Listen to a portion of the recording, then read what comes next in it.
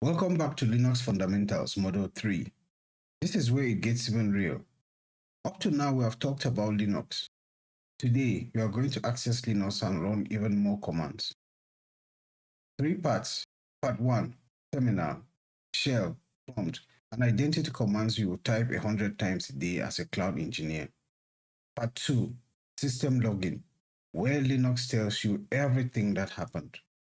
Part 3, a hands-on lab where you SSH into a real server, run the commands together, and log out properly. By the end of this module, every one of you will have logged in and practiced some more commands. Let's go. Quick recap of Module 2. The kernel does 6 jobs: hardware, memory, CPU scheduling, interprocess communication, file systems and security. User space is where your programs live. Kernel space is a protected core. They are wall off, so a browser crash doesn't bring down the server. Daemons are background processes whose name usually end in D. SSHD is a security guard at the gate, the one who lets you in over SSH. 2 distro families. Debian uses APT and DPKG. Red Hat uses DNF and RPM. LTS is within its support window for production servers always. Today builds directly on this. The shell sits in user space. SSH talks to SSD, a daemon. The commands you run today, id, who, last, those are external programs in user space, asking the kernel through systems core. Keep this picture in mind. Here's my promise for you for this model. By the end, you'll be able to identify the terminal, the shell, and the prompt, 3 terms that constantly get confused. You'll be able to read the 4 pieces of information your prompt is showing you. You'll tell at a glance whether you're a regular user with a $sign or root with a hash. Use the 5 LPI identity commands: whoami, id, who, w, last. Locate Linux logs in /var/log. Use journalctl with its 3 core flags: -u for service, -f for file, --, scenes for time. And log out cleanly with exit, logout, or Ctrl+D. LPI alignment topics: 1.4 ICT skills, 2.1 command line basics, 5.1 user types, and 5.2 system logging. 4 exam topics in one model, so pay quite close attention. Part 1, terminal, shell, and the command prompt. 3 terms beginners struggle with. After this section, you'll never confuse them again. Here are the 3 terms. Let's separate them. Terminal, the window or program where text appears, the thing you type into. Analogy: at a Bamina internet cafe, the terminal is the physical handset on the desk. Shell, the program listening to your commands and executing them. Most common, bash.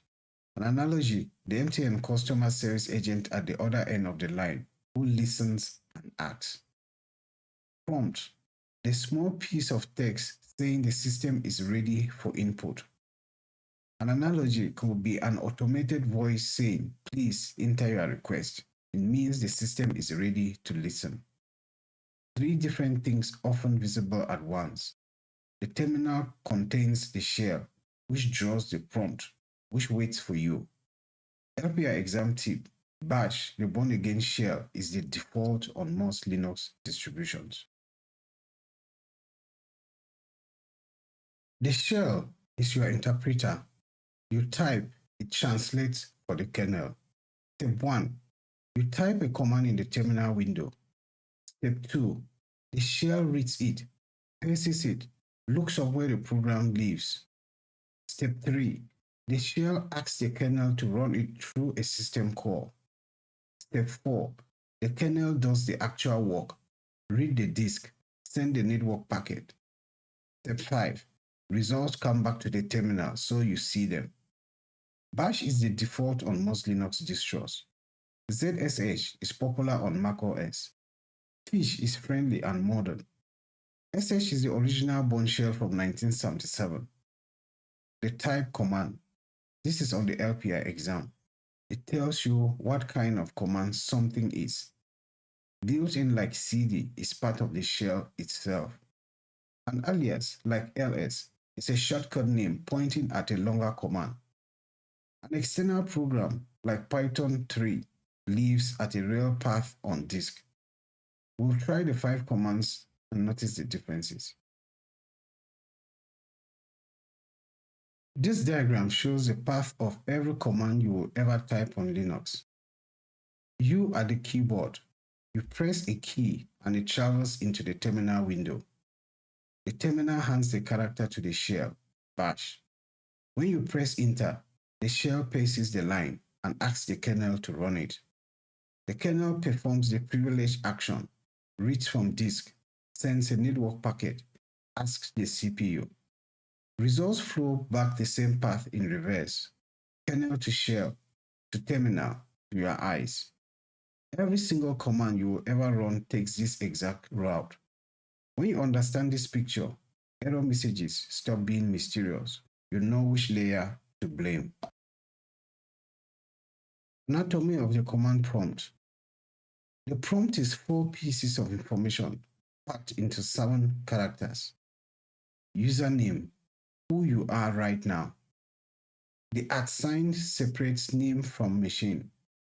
Host name, which machine you are on. On EC2 is typically IP dash numbers. A colon, the directory where you are in the file system. Tilde means home. And finally, either $ or hash. Why this matters? When you SSH between 3 different cloud servers in one terminal session, the prompt is the only way to tell which machine you are about to nuke. Read it before you type anything destructive. Look at the prompt always. Most important slide in the course. $ equals regular user. Safe can only mess up your own files. Hash equals root. Dangerous. Owns the whole machine. In the hotel analogy, a regular user is a guest with a key to one room. Root is the hotel owner with keys to every room. The kitchen, the power room, the safe. A guest who breaks a lamp pays for the lamp. An owner who accidentally floods the kitchen takes down the whole hotel. Rule number 1. Never log in as root directly. Use sudo for the one command that needs admin power, then drop back to your regular user. In the LPI exam, root has UID 0. $ is regular user. Hash is root. Sudo grants temporary root for a single command. Keep this in mind. Part 2. Identity commands and looking out. These 5 commands are tested on every LPI essential exams. Keep them in mind. 5 identity commands. Who am I? Simplest. It prints your username. Use it the moment you SSH into a new server to confirm which user you became. ID. Detailed. It shows your numeric DID and every group you belong to. If you see the word sudo or will in the groups, you have admin power on this box. Who shows everyone currently logged in. On a shared server, you might see 3 people. W, like who, but with the extra column what command each person is running right now. Last, login history, pull from /var/log/wtmp. Who logged in, from which IP, when, for how long. An analogy, think of the university computer lab.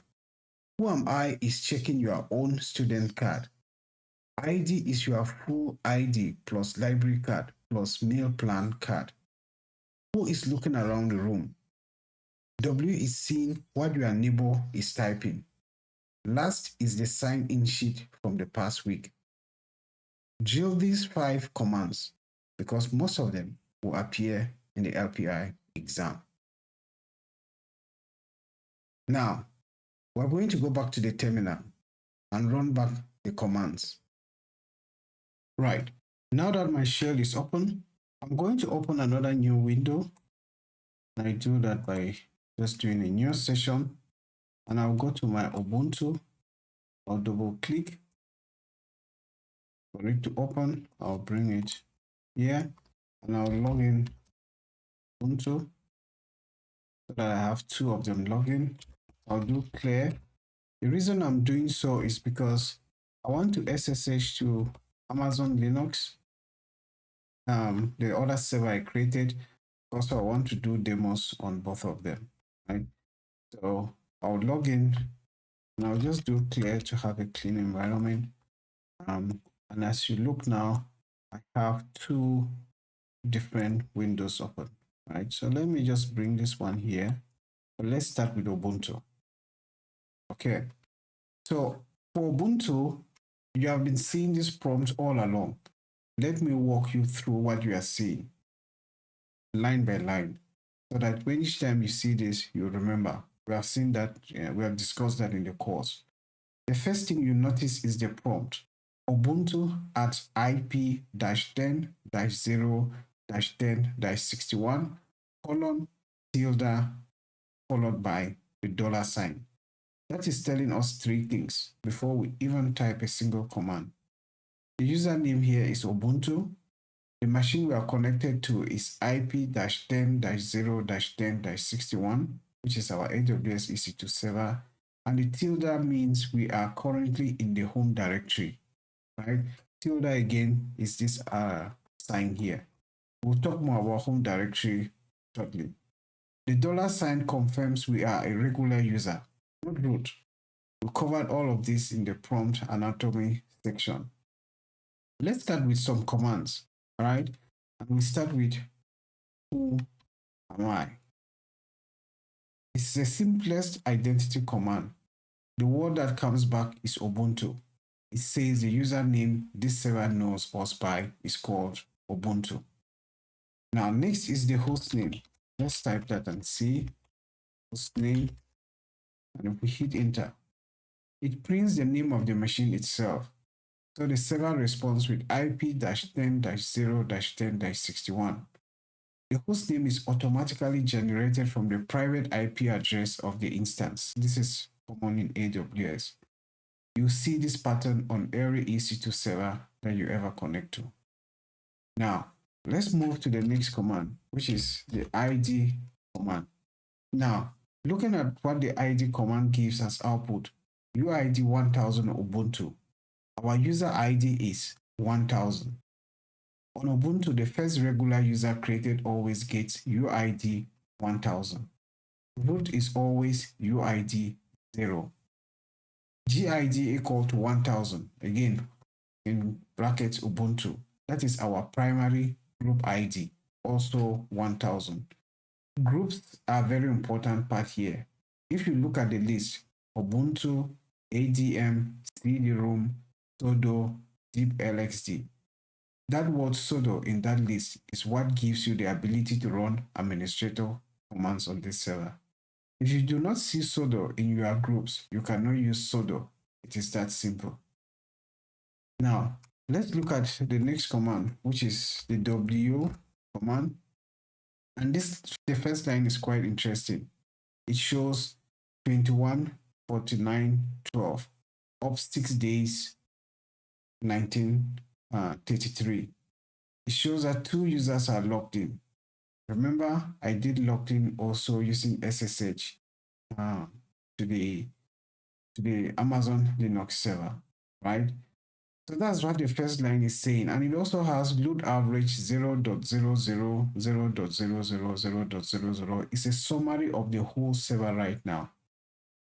The time currently on the server is 21/49/12. The server has been running for 6 days, 2 hours without a single reboot. There are 2 currently users currently logged in. And the load average, the 3 zeros means the server is doing almost nothing right now. It's completely idle because we are just using this for training. Now, the table that you have below, the two rows, which shows two active sessions, both logged in as Ubuntu, coming from the same IP address, right? If you look carefully, it says from. The IP address is same here and it's also the same here. If you look at the what section, there's one that shows SSH, that is the Amazon, the SSH session I made into the Amazon Linux server, and the W is the command I've just typed now, right?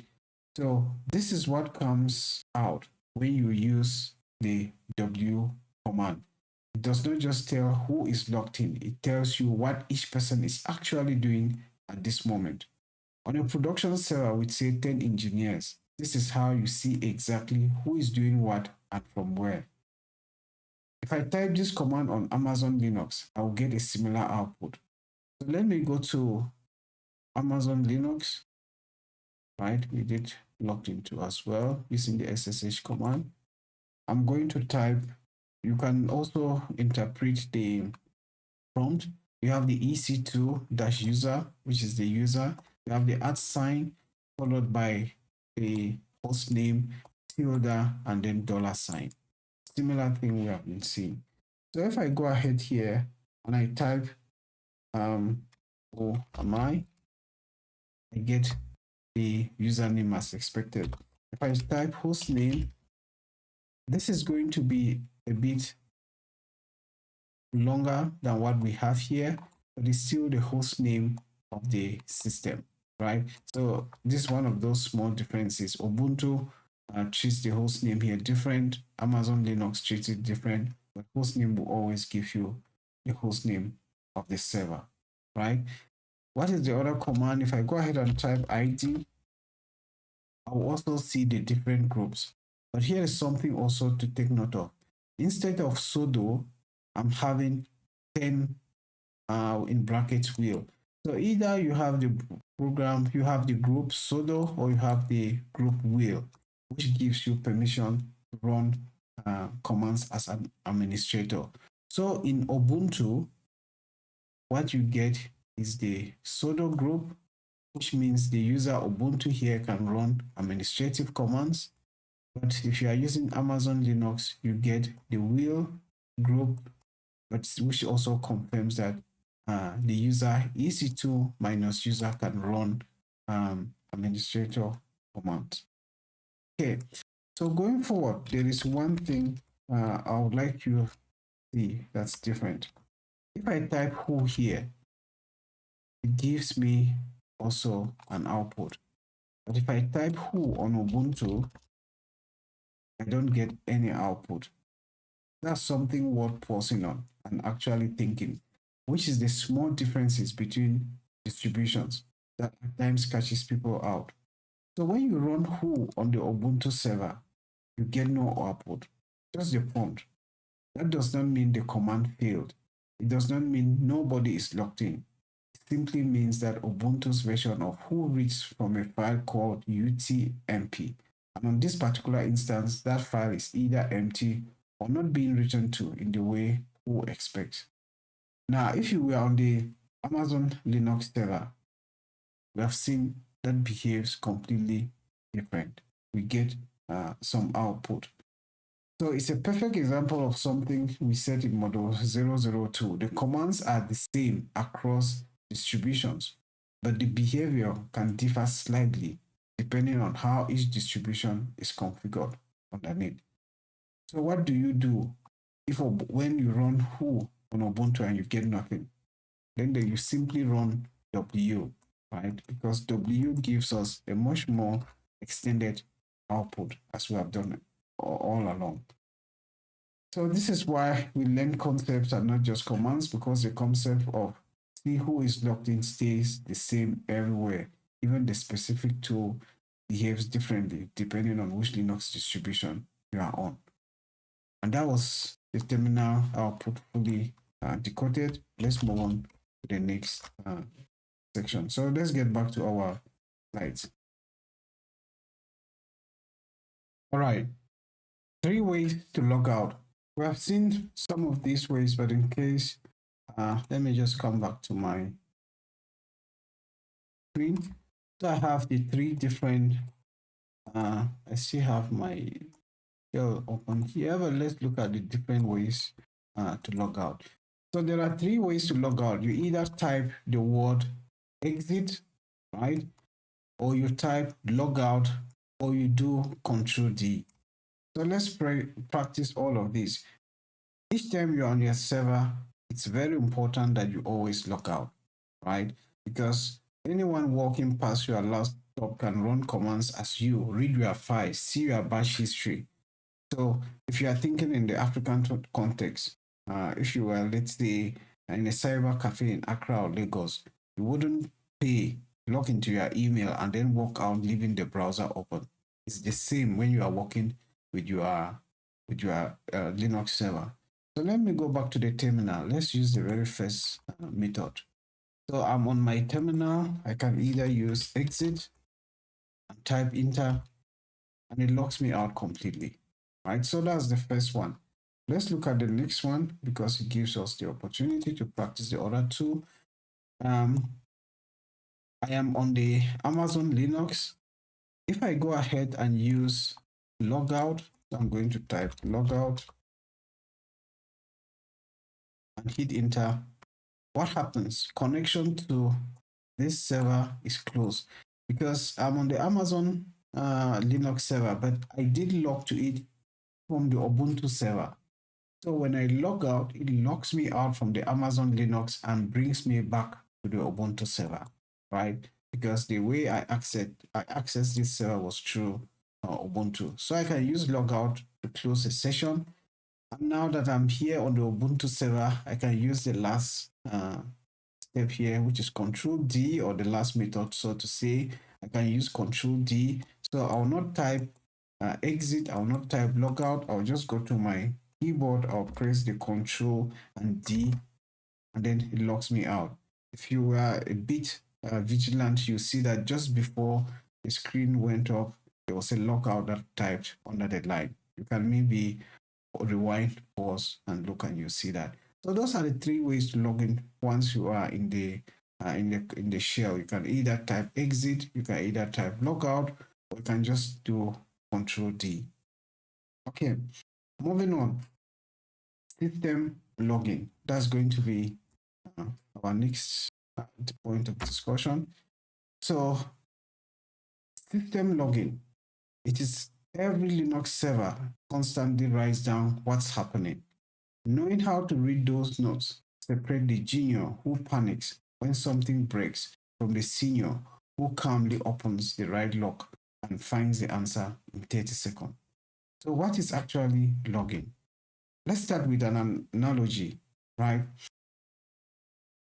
So I'll kind of talk about the bus station record keeper. It's a system login analogy here. But first, pause the video here and look at this slide carefully. It's a very important model for understanding why Linux login exists and why you, as a cloud engineer or a future cloud engineer, need to know it. Right? So, setting the scene. Imagine you are a manager of a busy bus station. It could be in Nyambobogo in Kigali, My 17 in Buya, Tema Station in Accra, or the Lagos Motor Park. You hire one person whose only job is to sit at the gate with a notebook and write down everything that happens. 24 hours a day, 7 days a week, no breaks and no exceptions. Every bus that leaves, they write down the destination, driver's name, number of passengers, and the exact time. Every bus that arrives, same thing. Every store that opens or closes, every stranger who approaches the gate and is turned away, all of it written down with a timestamp. That person is Linux login. The notebook is /var/log/. Let's walk through the 3 rows that you are seeing on the slide. Let's go through the left and right columns together. On row 1, the record keeper versus system journal-D. On the left, the record keeper, always present, always watching. They do not make decisions about what happens. They simply document it. On the right, systemd-journalD, or the older R6 log, a background service that starts when Linux boots and never stops. It captures every system event, stores it in log files under /var/log/. Same concept, different wall. On row 2, a bus departs versus service starting. On the left, bus 44 leaves for Douala at 0642. The record keeper writes the time, the driver, the passenger count. On the right, the Ging's web server starts on your cloud server, and journalD writes the time, the service name, the process ID, and the user running it. One line, all the information you need to know what started, when, and who was responsible. On row 3, a stranger at the gate versus a failed SSH login. This is the security story, and this is why login matters for your career. When an unknown person tries to enter the bus yard at 2 a.m. without a ticket, the record keeper writes it down and flags it. If that same person comes back every night for a week, you have a written record. You know when it started, how often it happened, and which gate they targeted. When someone tries to log into your Linux server with the wrong password from an IP address in another country, it gets written immediately to /var/log/auth.log. If they try 500 times in 1 hour, there are 500 entries. Security teams normally use this information to detect attacks, block IP addresses, and trace intrusions. This is real work that cloud engineers and security professionals do every day. As takeaway, just remember that the command journalctl-xe reads the systemd journal and shows the most recent events with explanations. This is your first command when something breaks. The command tel-f/var/log/syslog streams the syslog in real time as events happen. The -f means follow. You see new lines appear as the system writes them. It's like watching the record keeper write in real time. grep in brackets failed /var/log/auth.log searches the authentication log for any line containing the word fail. This is how you scan for failed login attempts. We'll practice all of these labs in the lab section. So let's continue.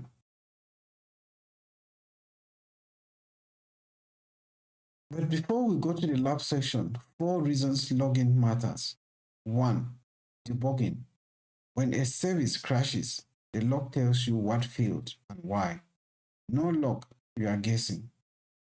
2. Security. Every login, every sudo, every failed password attempt is recorded. That is your audit trail. 3. Compliance. Banks, fintechs, hospitals are required by law to keep logs. Paystack, TotalWave, MTN Momo all retain auth logs. 4. Service health.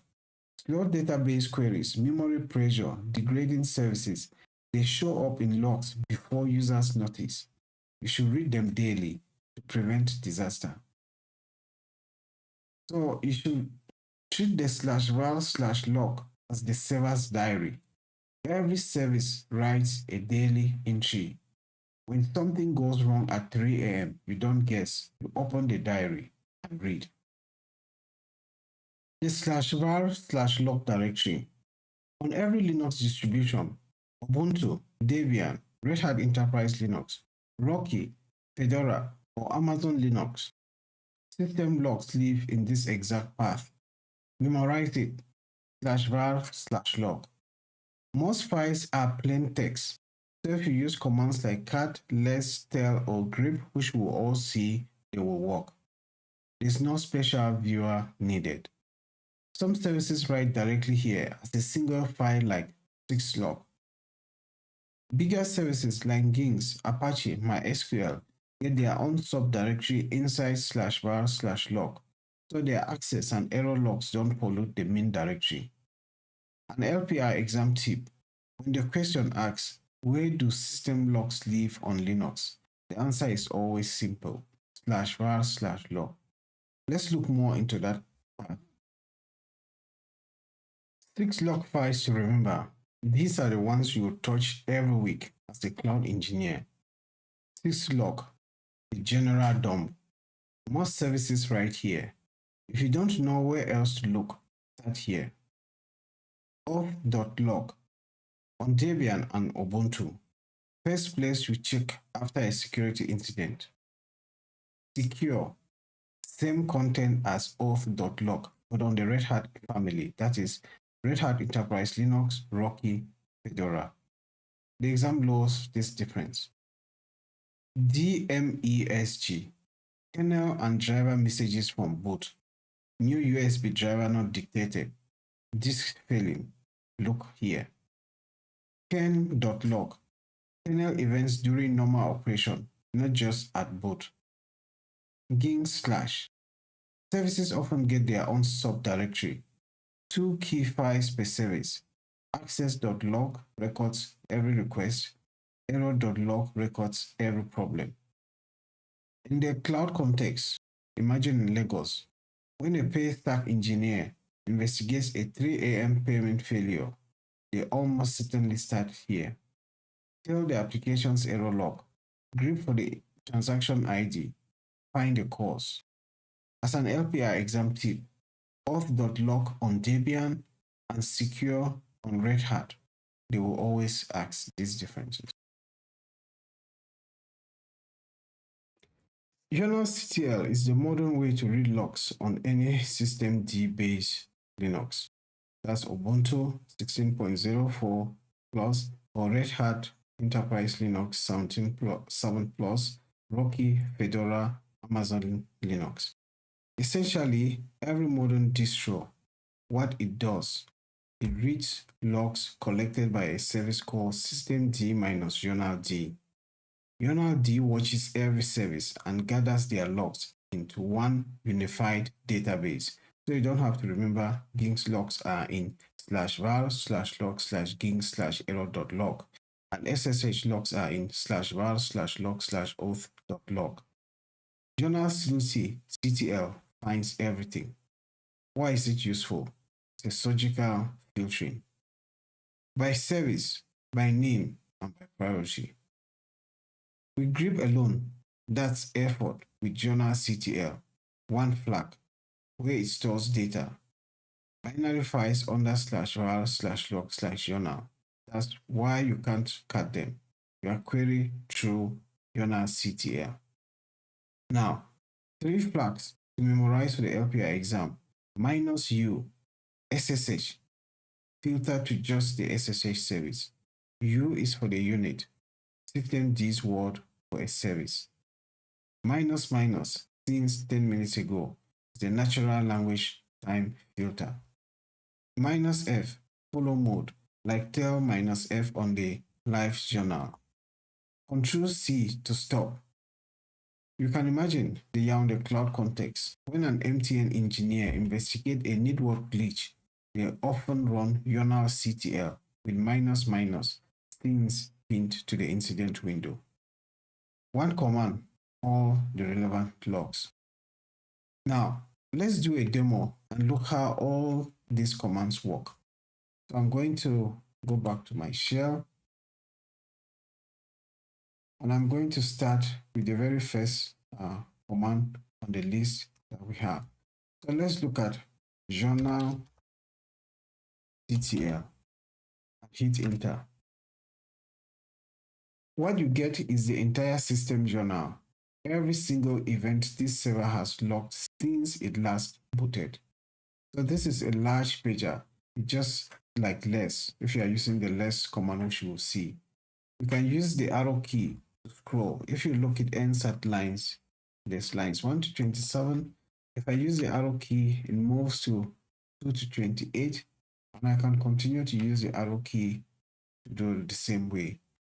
If I want to move to a new page, I can use the space bar. See, if I move the space bar, the lines changes from 32 to 58. If I hit the space bar again, is from 59 to 85. So that is how, if you want to go through the entire output faster, you can use the space key. On a server that has been running for a few days, this list can be thousands of lines. That is why we almost never use journalctl on its own in real work. It's too much information at once, but it's good to know it is there. To quit this window, all I need to do is I press Q on my keyboard. If I press Q, Q is like quit. I get back my prompt as you see at the bottom. Now, let me clear the screen and let's look at the next command. Journal ctl -u ssh. If I hit enter, remember, before I go ahead, the U, the -u flag stands for unit, meaning a specific service. So this filters the URL and shows you only the events related to the SSH service. Every connection attempt, every successful login, and every disconnection, all in one clean list. This is the command you run when someone says, did anything unusual happen with SSH today? One flag and surgical precision. On Ubuntu, the service is called SSH. On Amazon Linux and Red Hat, it is called SSHD. So on those systems, you should type journalctl -u sshd. So that's the output we have. And again, you can go ahead and also use the arrow key to move from one line to another, or you can use the P. P will just, the space bar, sorry, you can use space bar to move from one page to another. You notice it jump from 35 to 61. And if I hit P, the space bar again, it jumps from 57 to 83 and it shows the end. Now to leave this window, I have to hit Q and it quits. Then I can clear the screen. Right? And let's move to the next command, which is journalctl -- since, and I can do this and I say 10 minutes ago. I just want entries for the last 10 minutes. So the -- since flag lets you filter by time. Here we are asking for everything that happened in the last 10 minutes. You can be as specific or as flexible as you like. Say 1 hour ago, yesterday, or even a full date like 2026-04/30, and then give the time 09:00:00. It is the command you reach for when something just broke and you want to see only what happened around that moment, not the entire history of the server. So as you notice, in the last 10 minutes, this is just all 3 lines that I have. And again, to leave this window, I just press Q, hit a key, and we can run the next command now, which is journalctl.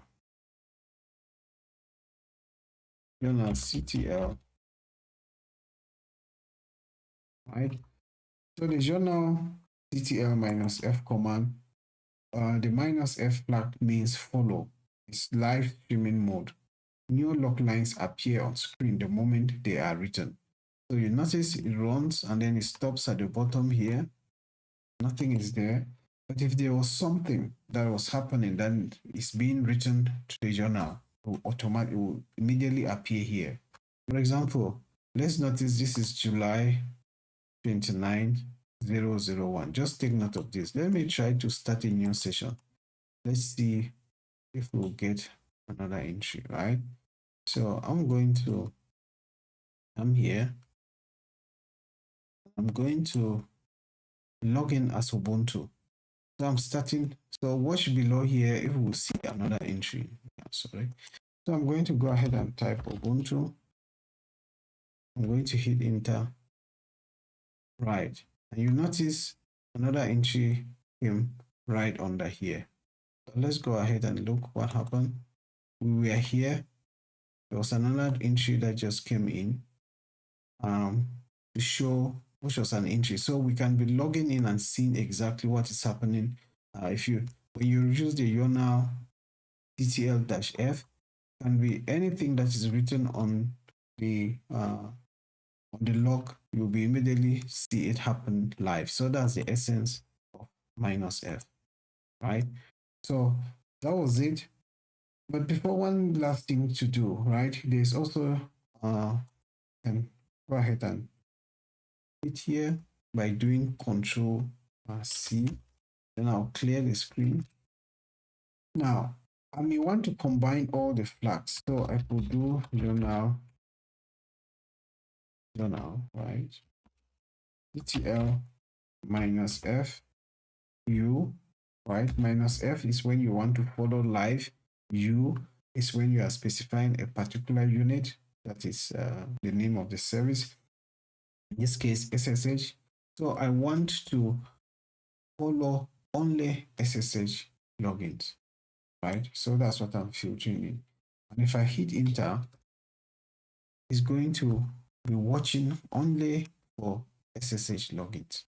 So that's what, if you want to combine this, it's much more bringing everything to focus. Again, it is waiting for any SSH login and it will be able to show that live. So the one-line summary for all that you have seen, 5 variations of one tool. If you don't use no flags, that is, if I go as journal DTL with no flag, that means you get everything. If I decide to go journal DTL, and if I use the filter -u, I mean a particular service, and this service in this case could be like SSH. If I decide to do journal DTL -f, I'm just basically following live. I want to see the entries login as they come, and I can combine that with you if I want to watch a particular service like SSH.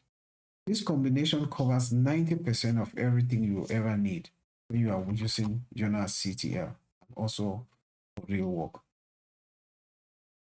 Now, let's move on. I'll go back to the slides and see what's next. 3 tools turn an enormous log file into a few lines you need. Tail shows the last n lines. Tail-n20 gives the 20 most recent lines. Tail -f follow the file live. New lines appear as the service writes them. Ctrl and C to stop. Tail -f is what you run during a deployment. Less opens a file for save paging. Arrow keys page up and down, as we have seen. Slash is to search. Here is to quit. Less doesn't load the whole file into memory, so it works on 50 gigabytes logs that will crash a text editor. Grep is a pattern matching tool. You must use Linux command in any sysadmin career. The investigation pattern at the bottom of the slide is exactly what real cloud engineers run. Grep, tail password in auth.log, 5 to tail -20, the 20 most recent failed SSH login attempts. If you see hundreds, someone's brute forcing your server right now. Now, let's do an investigation here. And again, we're going to do some demo. So let me go back to here, and I'm going to do So the first command we're going to run is sudo grep tail password. That should be password.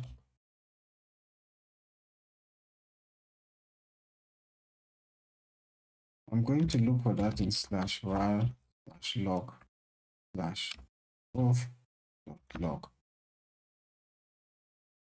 And I'm going to pipe that the command tail -20. So that is the command I'm going to use. So if I go ahead and hit enter, it is this command. What's this command doing? That's the first thing we should talk about. It is searching for every failed login attempt on this server and asking for the last 20 results. Now, If you look at what came back, only 5 lines, and neither of them is actually a failed password attempt. These lines say sudo, right? If you see the sudo here, meaning Linux is just logging that we ran this grep command 5 times using sudo. That is the audit trail we saw in the previous output. There are no actual failed password entries, 0. This tells us that the server security setup is not using password authentication. It is completely disabled. The server only accepts private key login. That is why auth.log has nothing to show us here.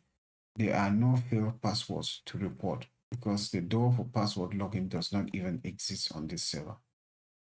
Let's look at the next command, which is again the variation of the top one. So I'm going to use sudo grep accepted. In this case, we are looking for accepted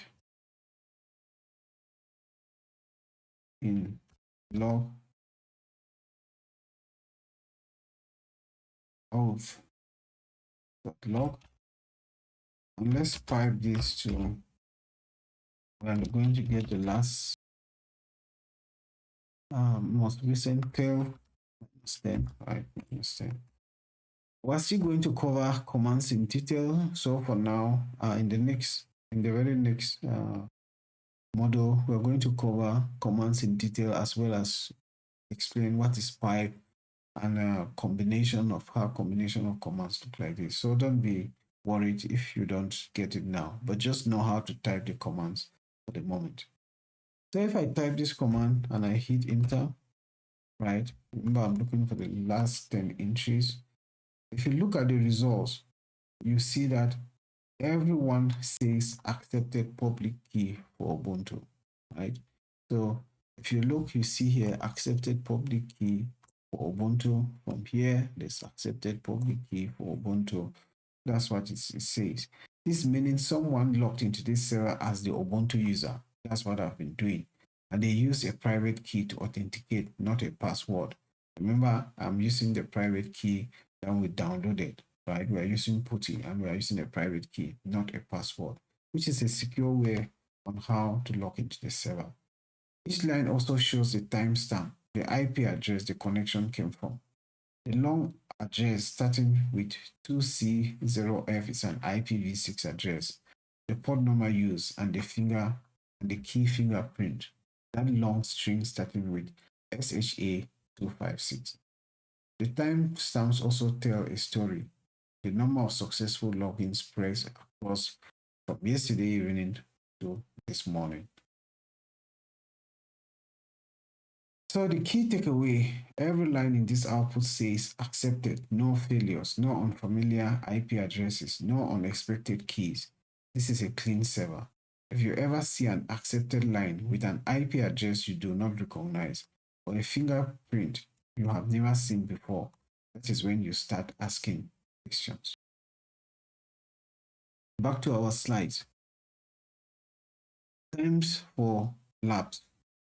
You are going to go ahead and connect to your server and run and read your user prompt if you have not yet done so, just like I did. You're going to run a few commands as you see here, and then also use the identity commands to identify yourself. If you're having any questions, just make sure that you go to our Discord channel and attempt to ask them, or you can also teach anyone if you have successfully completed these commands. Maybe someone has a similar question, right? So make sure that you follow the hands-on, you learn Linux by doing and carry out the commands for this session.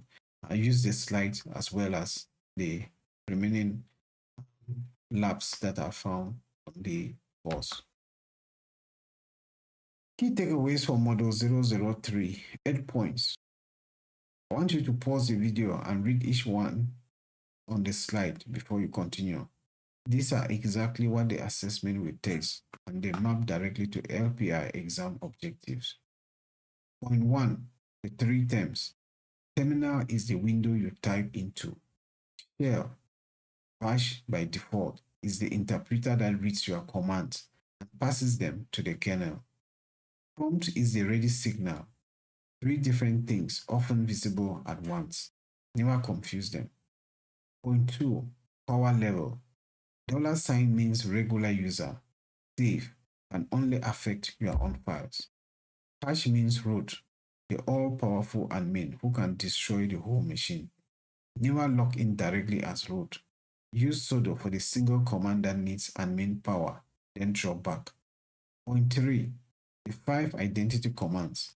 Whoami, ID, who, w, and last. Memorize all 5. Everyone appears on the exam. Whoami for your name, ID for everything else including group membership, who and w for active sessions, and last for login history. Point 4. Where logs live. That /var/log is the path on every Linux distribution without exception. Memorize these points. Point 5. The LPI distinction that traps people. Off.log on Debian and Ubuntu. Secure on Red Hat, Rocky, and Fedora. Same content, different file name. Point 6. journalctl flags. 3 to remember, the -u filters by service unit. -f follows the log live like tail -f. And -- since takes a natural language time window like 1 hour ago. Point 7. The 3 log reading workhorses. Tail for the most recent lines and live following. Let for safely paging through a large file without loading it all into memory. Grep for finding specific patterns. The brute force investigation pattern. Grep tail password /var/log/auth.log and you pipe that to tail -20 is something you will use on real production servers. Point 8. Always logout, exit, logout, or Ctrl+D. All 3 work. An open SSH session on a shared server is an unlocked door. Make logging out a reflex every single time. Now, do not forget Kimo, your AI learning assistant, available right here in the course. If anything from this model is still unclear, ask Kimo to explain it in a different way. If you want more practice questions on the prompt, the identity commands, or system login, ask Kimo to help you. It is there for you between models at midnight whenever you need it. That brings us to the end of Module 003. Before you move on, go ahead and complete all the remaining module activities. Walk through the hands-on lab, answer the knowledge check questions, and attempt the certification style questions. Take your time with those. They are there to make sure the concepts have landed, not just been heard. Once you are done and confident, then move to Module 004. In Module 004, we navigate the Linux file system, directories, paths, absolute versus relative, and the commands you will use every day as a cloud engineer. Bring your EC2 instance and keep practicing the identity commands from today. As always, let's roll the cloud. Asante sana. Morakoze. Peru, and see you in Module 004.